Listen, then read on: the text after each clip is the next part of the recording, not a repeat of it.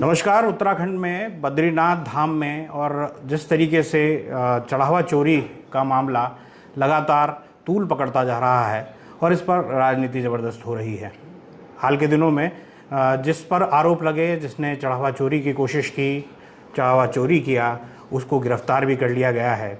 उसके बावजूद अभी तमाम राजनीतिक दल एक दूसरे पर आरोप प्रत्यारोप लगा रहे हैं। मंदिर समिति भी के ऊपर भी लगातार आरोप लगाए जा रहे हैं। गणेश गोदियाल जो प्रदेश अध्यक्ष हैं, उनके द्वारा भी। मेरे साथ हेमंत द्विवेदी हैं जो BKTC के अध्यक्ष हैं। हेमंत भाई, किस तरह देखते हैं और ये एकाएक इतना बड़ा मामला जो आया है, किस तरीके देख रहे हैं? और जिसने चोरी की उसके बावजूद बहुत आरोप प्रत्यारोप चल रहे हैं। क्या कार्रवाई अभी तक आप लोगों ने अभी तक हुई है इस पूरे मसले पर? क्या आप देख रहे हैं? देखिए, वास्तव में जो इस घटना जो दुर्घटना हुई है, ये घटना जो है बहुत ही दुर्भाग्यपूर्ण है। और 3 जुलाई को प्रातः मेरे संज्ञान में ये विषय आया था। मुख्य कार्य अधिकारी द्वारा मुझे फ़ोन पर सूचित किया गया कि इस तरह का यहाँ पर कुछ जो गणना कक्ष है, जिस गणना कक्ष के अंदर उस कर्मचारी द्वारा जो है कि यहाँ पर कुछ गड़बड़ी, कुछ अनियमितता पाई गई है। और स्पष्ट रूप से कहीं कोई अभी कैमरे के ऊपर मैंने देखा है CCTV में, तो स्पष्टता नहीं है, लेकिन ऐसा अंदेशा है कि कुछ ना कुछ इसमें गड़बड़ हुई है।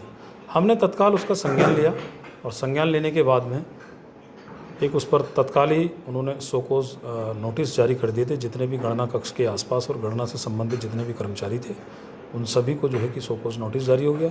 उसके बाद शाम तक मैंने इस पर एक विभागीय जाँच कमेटी गठित कर दी, जिसमें वरिष्ठ जो हमारे अधिकारी हैं बद्री केदार मंदिर समिति के 4 सदस्यीय कमेटी गठित करने के बाद में उन्होंने इसकी जांच प्रारंभ कर दी। और जांच के बाद तुरंत ही जब 4 दिन के बाद जो जांच टीम है वहाँ पर पहुँची, जहाँ पर ये घटना घटित होना बताया गया, जो आरोप लगे थे उस गणना कक्ष और मंदिर में वो पहुँचे, तो प्रथम दृष्टया शाम तक उन्होंने ये रिपोर्ट प्रेषित की CEO को।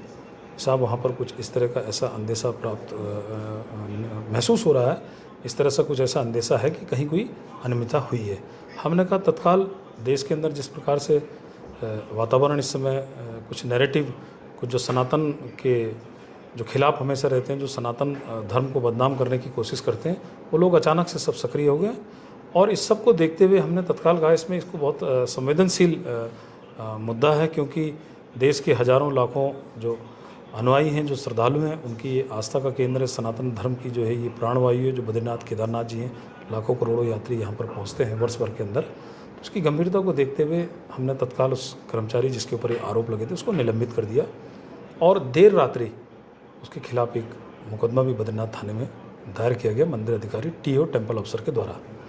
और इसका संज्ञान जब सरकार भी लगातार इसको मॉनिटर कर रही थी और माननीय मुख्यमंत्री जी भी इसको लेकर काफ़ी गंभीर थे और चिंतित थे, क्योंकि ये लाखों करोड़ों, जो मैंने कहा कि लाखों करोड़ों श्रद्धालुओं और सनातन धर्म को मानने वाले लोगों की आस्था का केंद्र है। कोई इस प्रकार की कोई इसमें गड़बड़ी ना। उन्होंने इस पर एक उच्च स्तरीय जांच भी कमेटी गठित कर दी, जो गढ़वाल मंडल कमिश्नर की अध्यक्षता में, उसमें वरिष्ठ IAS अधिकारी भी हैं और फाइनेंस के भी उसमें ऑफिसर है। और उसमें ये भी खुला विकल्प रखा गया कि भविष्य में इस जाँच के दौरान अगर कोई विशेषज्ञों को भी और इसमें शामिल किया जाएगा तो उनको भी इसमें शामिल किया जाएगा। 3 एंगलों से देखिए जांच हो रही है। उसमें पुलिस की जांच, इन्वेस्टिगेशन चल रही है। जो हमारी विभागीय कमेटी थी, जांच कमेटी, वो भी अपनी प्रिलिमिनरी रिपोर्ट आज सौंपने जा रही है। और जो शासन द्वारा भी गठित जो जांच कमेटी है वो भी अपनी जांच कर रही है। जांच गतिमान है। जो आरोपित था, आरोपित को गिरफ्तार कर लिया गया है। पुलिस उस पर अपने एंगल से जाँच कर रही है। सभी जाँचें जो हैं कि गतिमान है। जाँच रिपोर्ट आने के बाद किसी भी कीमत पर किसी भी दोषी को बख्शा नहीं जाएगा, चाहे इसमें वो कोई भी सम्मिलित होगा। अच्छा, जैसे हम मानते हैं कि वहाँ पर जब गणना होती है तो तमाम चीज़ें चौकसी बरती जाती है कि भाई कैमरे हैं, ये तमाम चीज़ें। क्या ऐसे कुछ ब्लैक पॉइंट्स भी हैं जहाँ पर व्यक्ति अपनी जेब में भी रख लेता है, जैसे इसने किया? अगर इसकी तो कहीं ना कहीं आपको लगता है कि वहाँ थोड़ी चूक हो गई? नहीं, देखिए, ये जांच का विषय है, सारे विषय है, क्योंकि जांच गतिमान है।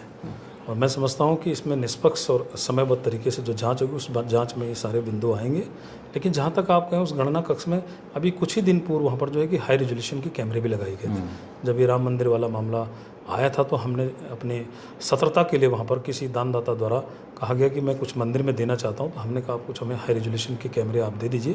तो 32 कैमरे उन्होंने हमको हाई रेजोल्यूशन के दिए थे। और कुछ दिन पूर्व ही वहाँ पर जो है कि वो पहले 2 मेगापिक्सल के कैमरे थे और उसके बाद वो 6 मेगापिक्सल के कैमरे वहाँ पे लगाए गए। तो हमने चौकसी भी उसमें बरती, लेकिन कहीं ना कहीं देखिए मानव विकृति है और कोई अगर अपराध करता है तो उस अपराध को लेकर ऐसा नहीं कहा जा सकता कि पूरी संस्थान के ऊपर उंगली उठाई जाए और उसने अपराध किया है।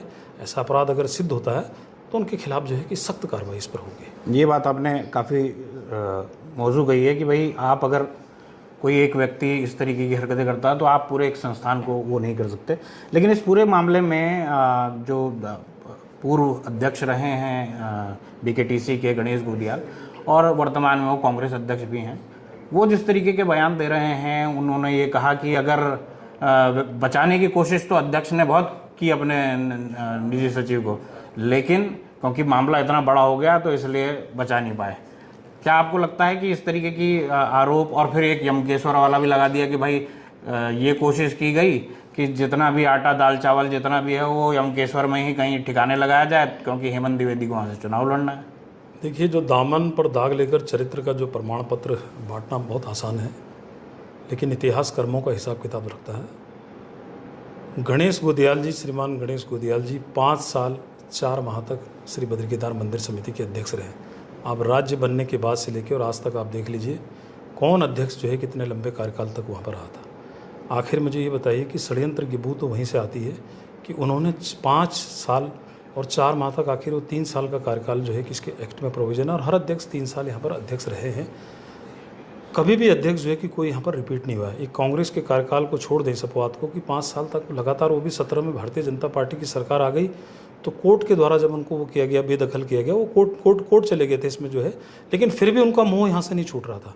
और उन्होंने जितनी पाप की गठरी जो उन्होंने, मैं इससे पहले व्यक्तिगत रूप से कभी किसी के लिए बोलता भी नहीं और मैंने बोला भी नहीं, लेकिन देखिए ये जो श्री बद्रीनाथ केदारनाथ मंदिर समिति है, ये लाखों करोड़ों लोगों की आस्था का केंद्र है। अध्यक्ष भी आएंगे चले जाएंगे, सरकारें भी आएंगी जाएंगी, लेकिन जो हमारी संस्थान है, ये हमारी संस्थाएं हैं, ये लाखों लोगों की आस्था और श्रद्धा के केंद्र है।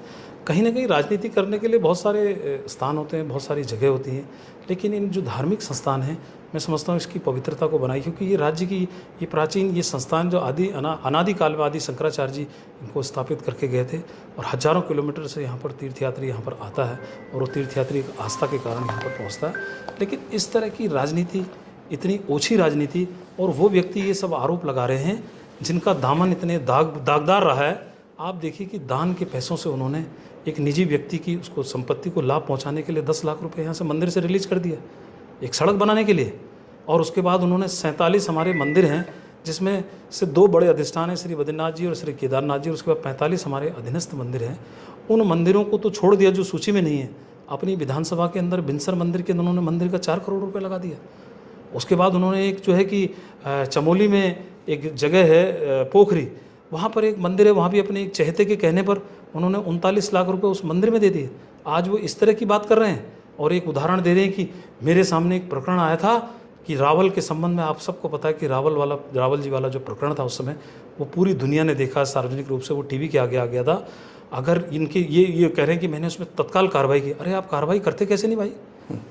आप बताएं कि उस 5 सालों 4 माह में कोई कार्रवाई नहीं हुई वहाँ, क्योंकि लूट खसोट में लगे थे। दान के पैसे का इन्होंने 12 लाख रुपया एक निजी कंपनी को डॉक्यूमेंट्री बनाने के लिए दे दिया। अरे ये भूल गए कि ये लोगों की आस्था का पैसा, ये नेक कार्य के लिए पैसा लगाया जाता है, ये सड़क बनाने के लिए लगाया जाता है। या आप 47 मंदिरों की हमारी हालत देखिए, 45 मंदिरों की। हम देश दुनिया के सब तमाम दानदाताओं को चिट्ठी लिखते हैं, वर्ष भर के अंदर तमाम चिट्ठियाँ लिखते हैं कि आइए हमारी ये मंदिर है, उनका जीर्णोद्धार है, उनका रेनोवेशन का काम रहता है, उनका रख रखाव का काम रहता है। इतने मंदिरों पर हमारा जो है कि वैसे ही हमारे पास में हमारा सारा जो आय का साधन है मंदिर का, वो सिर्फ दानदाता ही है, और आप मंदिर का पैसा दोनों हाथों से लुटा रहे हैं। ये तो मैं वो बोल रहा हूँ जो प्रमाण है। बाकी तो जो काम इन्होंने वहाँ किए हैं, जो वीआईपी दर्शन और ये, और लोगों को जो पूरी तरह से मंदिर का लूट खसोट टीए वो सब जो किया है, उसका जो पूरा नंगा नाच इन्होंने किया, और उसके बाद आज ये इस तरह की बातें कर रहे हैं, बड़ी बड़ी बातें कर रहे हैं कि वहाँ पर जो है कि ये है और ये देना चाहिए। नैतिकता तो आपके अंदर होनी चाहिए, तो आपको राजनीतिक पद से इस्तीफा देना चाहिए। आखिर आपका क्या मोह था कि आप 5 साल तक यहाँ टिके रहे? इन 26 सालों में आप मुझे बता दीजिए कि राज्य के अंदर की कौन सा अध्यक्ष जो है कितने समय तक जो है कि यहाँ पर रहा? यहीं से षड्यंत्र की बू है। और जिस कर्मचारी की बात कर रहे हैं वो बार बार उसको ट्विस्ट करने की कोशिश कर रहे हैं, राजनीतिक रूप दे रहे हैं। एक व्यक्ति इंटरनेट कोऑर्डिनेटर के पद पर जो है कि वहाँ पर उसकी पद नियुक्ति थी, उसको आउट ऑफ वे जाके जबकि वो व्यक्ति सहायक एक ऑफिस बेरर पोस्ट है, वो पद पर जो है कि सीधे भर्ती इंटरव्यू कॉल किए जाने चाहिए, विज्ञापन निकाला जाना था, उसका समायोजन का कोई वो था ही नहीं, सीधे समायोजन का कोई उसमें नियम ही नहीं था। और उस नियम को धता बताते हुए ऐसे तो बहुत सारी उन्होंने अवैध अपने चेहतों को पीछे के द्वार से वहाँ नियुक्तियाँ कराई, क्योंकि यही सब काम कर रहे थे, इसी के लिए वो रुके, तो उन्होंने अपनी राजनीति वहाँ से करनी थी। तो इस प्रकार से उन्होंने उसको नियुक्ति दी और इस तरह से गलत तरीके से उन्होंने नियुक्ति दी। और आज वो हमको आईना दिखा रहे हैं, हमें बता रहे हैं साहब कि वहाँ पर ये है और वहाँ पर मैंने पूरी ईमानदारी से किया, मेरे दामन पर दाग नहीं है। आप वो ज्वाइंट विधानसभा की कमेटी की बात कर रहे हैं, मैं तैयार हूं, मैं चुनौती को स्वीकार करता हूं, वो अपने कार्यकाल की भी जांच करा लें उस ज्वाइंट समिति से, और मैं भी जांच कराने को 1 साल के जो कार्यकाल है मेरा, उसमें 14 महीने का कार्यकाल है, और मैं भी चुनौती देता हूं कि मेरे दामन पर कहीं अगर एक दाग कहीं पर वो पुष्ट कर दें, कोई सबूत उनके पास हो, कोई आरोप सिद्ध कर दें, मैं राजनीतिक जीवन से संन्यास ले लूंगा। आप इस तरह की बातें वो लोग कर रहे हैं, कांग्रेस के पास कोई मुद्दा नहीं है, कांग्रेस के पास इसमें राजनीति करने का कोई मुद्दा नहीं है। अनाप शनाप आरोप लगा के सिर्फ राजनीति और कोई मुद्दा उनके पास है नहीं देश के अंदर, राज्य के अंदर। तो इस तरह से बयानबाजी करके, राम मंदिर प्रकरण एक अलग है, और श्री बद्री केदार मंदिर समिति जो है 1939 में ये समिति बनी थी, स्वपोषित संस्था है, सरकार का इसमें अधीनस्थ सरकार के इसमें कंट्रोल रहता है पूरी तरह से। ये राम मंदिर की फ्रेंचाइजी थोड़ी है भाई, राम मंदिर में जो प्रकरण है उसकी भी जांच चल रही है, उसमें भी जो दोषी होंगे उनके खिलाफ कार्रवाई की जाएगी। बिल्कुल कोई दोषी ऐसे संस्थानों का जिस प्रकार की घटनाएं अगर कहीं पर होती हैं तो वास्तव में बहुत दुखद है। और जैसे कि माननीय मुख्यमंत्री जी ने भी कहा कि ये गौ हत्या के समान है और ये माँ बाप की हत्या के समान है, ये क्षमा योग नहीं है। इसमें अगर कोई भी दोषी होगा हम उसके खिलाफ कड़ी कार्रवाई करेंगे। इन्होंने तो कोई कार्रवाई, मुझे इनका मतलब सब कुछ ठीक था, क्योंकि लूटपाट कर रहे थे, लूट रहे थे, जिसको रखवाली के लिए रखा था वही लूटपाट पे लगा हुआ था। और आज यहाँ अपने दोहरे चरित्र की बात कर रहे हैं कि साहब मैं तो ये हूँ मेरे दामन पे, और इस तरह के आरोप लगा रहे हैं कि नैतिकता के आधार पर। अरे नैतिकता के, आपके अंदर नैतिकता बची थी तो आप 5 वर्ष 4 माह वहाँ कार्यकाल पर रहते नहीं। आपने नैतिकता आपने दिखानी थी, नैतिकता। आपका कार्यकाल 3 साल के लिए एक्ट में था, आप अपना इस्तीफा देते और आप बाहर आते कि मेरा कार्यकाल पूरा हो गया है। ये ऐसी धार्मिक संस्थान है, इस धार्मिक संस्थान के अंदर जिस तरह का आचरण होना चाहिए, जिस तरह की काम होना चाहिए, उसका उन्होंने एक भी बार उनका जो आचरण और जो उनकी कार्य पद्धति रही वो देखिए आपके सामने। ये मैं सीधे सीधे आरोप लगा रहा हूँ, ये साक्ष्य हैं इसके, लेकिन आज वो इस तरह की बातें कर रहे हैं, इससे राजनीति कर रहे हैं। इस मंदिर की उसमें कोई भी राजनीति नहीं होनी चाहिए। मैंने कहा है कि अध्यक्ष भी आएंगे जाएंगे, सरकारें आएंगी जाएंगी, लेकिन ये संस्थान जो है ये देश के उन लाखों करोड़ों सनातनों की आस्था के केंद्र है। अनादिकाल से आदि शंकराचार्य जी इस व्यवस्था को बना के गए थे, इसलिए करोड़ों लोग जो है आज आस्था। आज देखिए कि इस वर्ष इतनी विशाल यात्रा वहाँ पर रही है कि 27 लाख लोगों ने जो है कि वहाँ पर बद्रीनाथ केदारनाथ जी में दर्शन किए, और लगातार संख्या जो है तीर्थयात्रियों की बढ़ रही है। ऐसे धार्मिक अनुष्ठानों के साथ राजनीति करना, राजनीति के लिए बहुत सारे क्षेत्र हैं। और वो व्यक्ति ये बातें कह रहे हैं जिन व्यक्तियों ने तमाम दोनों हाथों से लूटा है, दोनों हाथों से दान का पैसा, श्रद्धा आस्था। देखिए जो श्रद्धालु वहाँ पर दान दे के जाता है वो नेक कार्य के लिए होता है, वो मंदिर की व्यवस्थाओं को चलाने के लिए, तीर्थ यात्रियों की व्यवस्थाओं को चलाने के लिए। हमारे इतने सारे मंदिर, हमारे संस्कृत विद्यालय, हमारी धर्मशालाएं, वो बताएं मुझे कि एक धर्मशाला उन्होंने कोई बनवाई है, एक उन्होंने कोई गेस्ट हाउस वहाँ पर वो किया है, कहीं पर उन्होंने ऐसा कोई मंदिर कोई निर्माण किया है? उन्होंने मंदिर निर्माण भी किया, अपनी विधानसभा के अंदर उन्होंने मंदिर का 4 करोड़ रुपये लगाया जो उस सूची में नहीं है, और वो इस तरह की बातें कर रहे हैं। वैसे भी कहा जाता है कि भगवान के दान का पैसा जो खाता है उसकी तो पीढ़ियां उसको भुगतती हैं। एक सवाल लगातार विपक्ष के द्वारा वो किया जा रहा है कि जो व्यक्ति पैसे चुराने के मामले में आरोपी है वो निजी सचिव आपका था और उसको गणना में लगा दिया। क्या इससे पहले भी उसकी ड्यूटियां जो हैं वो गणना में लगाई गई थी? ये प्रमाण है, ये रोस्टर हैं, ये ड्यूटी रोस्टर। देखिए पहले तो ये मुख्य कार्य अधिकारी ये ड्यूटी रोस्टर बनाते हैं हर साल। ये मेरे से पहले मैं 6 मई को मैंने कार्यभार ग्रहण किया था, उससे पूर्व अप्रैल में गत वर्ष भी उसकी ड्यूटी यहाँ पे लगी थी। ये गणना ड्यूटी, प्रोटोकॉल, थाली भेंट, रावल जी का आवास, विश्राम गृह में कौन रहेंगे, ये अध्यक्ष का काम है क्या? और ये सारे काम एक रूटीन व्यवस्था होती है, उस पर हर वर्ष यात्रा शुरू होने से पहले एक रोस्टर बनता है। उस रोस्टर में जितने भी कर्मचारी हमारे, चाहे वो हमारे धर्मशालाओं में हैं, चाहे वो हमारे कहीं विद्यालयों में हैं, चाहे वो जिस जगह पर भी कार्यालयों में होते हैं, चाहे जोशीमठ मुख्यालय है, चाहे ऊखीमठ में हमारा कार्यालय है, चाहे यहाँ पर शिविर कार्यालय है, उन सभी की सूची बनने के बाद उन सबको जो है कि फील्ड में ड्यूटी लगाई जाती है। क्योंकि सबसे बड़ा जो हमारे सामने चुनौती होती है वो जो यात्रा प्रारंभ होती है, उस यात्रा काल में आप देखते हैं कि पूरा सिस्टम उस पर लगता है। पूरी सरकार, पूरी केंद्र सरकार, पूरी राज्य सरकार, सारे विभाग, स्वयं मुख्यमंत्री जी यात्रा की मॉनिटर करते हैं। और मंदिर समिति के ऊपर एक बड़ी जिम्मेदारी होती है कि जितनी भी पूजा व्यवस्था हैं, जितने भी वहाँ की जो परंपरा है उनका निर्वहन करना, तीर्थ पुरोहित और हक हकूकदारियों के साथ में तालमेल ये मंदिर समिति के कर्मचारी करते हैं। तो उसको लेकर सबकी ड्यूटी लगाई जाती है सामान्य रूटीन में। मैं उसको व्यक्तिगत लेके गया। मैं खुद यात्रा काल में 2 बार 3 बार बद्रीनाथ जी गया हूँ, केदारनाथ जी में मैं ज़्यादा रहा। एक सामान्य ड्यूटी उनकी लगी है और उस ड्यूटी में उस सभी कर्मचारी अधिकारियों के लिए कोई मुद्दा नहीं मिल रहा है। तो इस तरह के आरोप प्रत्यारोप लगाए जाने, ड्यूटी तो हमें से लगती है, मैंने कहा ना उससे पूर्व भी ड्यूटी लगी थी, उसमें मैं उस ड्यूटी को लगाने वाला है, मैं एक व्यक्ति को ड्यूटी लगानी, तो उस गणना में भी 5 लोग होते हैं, प्रोटोकॉल में भी 6-7 लोग होते हैं, हर जगह जो एक पूरी टीम बनी हुई है। वहाँ टेम्पल अफसर होता है, वहाँ पर प्रभारी मंदिर के प्रभारी होते हैं, वहाँ पर तमाम सारे जो है कि कर्मचारी, इतनी बड़ी संख्या में कर्मचारियों की संख्या, कोई इंडिविजुअल आदमी, एक आदमी पूरे सिस्टम में रहता है। किस तरह की उनकी मानसिकता देखिए, उनकी सोच देखिए कि मैं देख रहा था कि साहब यमकेश्वर से उनको चुनाव लड़ना है, तो वहाँ पर वो दाल चावल, अरे उनकी मानसिकता से, उनकी बौद्धिक स्तर से पता लग रहा है कि वो किस स्तर का। 5 साल 4 महीने तुमने मुँह नहीं छोड़ा यहाँ पर, तुम पूरा कार्यकाल तुम सोच रहे थे कि मैं 10 साल परमानेंट के लिए मंदिर समिति का काम करूं और यहाँ से लूटपाट करूं।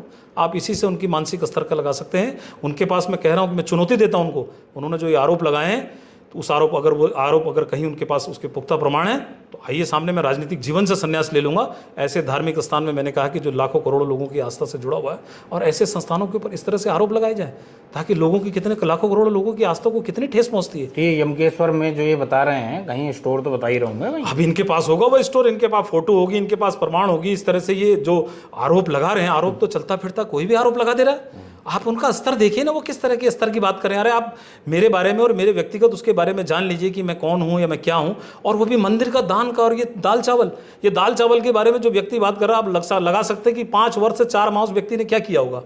वो व्यक्ति बता रहा है, उसकी व्यक्ति का बता रहा है, उसकी कार्यप्रणाली बता रही है उनकी कि उन्होंने 5 वर्ष और 4 माह में वहाँ क्या किया होगा। चलिए, ये थे हेमंत द्विवेदी जी, जिन्होंने BKTC पे लग रहे और जो ये दान और इसके पैसे में जो चोरी हुई उसको लेकर तो जो कार्रवाई हो रही है उस पर बोला ही।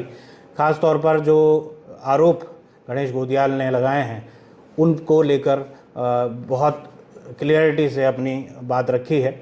अब ये देखना दिलचस्प होगा कि आने वाले दिनों में ये जो रार है वो कहाँ तक जाती है। मिलते हैं अगले किसी वीडियो में, तब तक के लिए नमस्कार।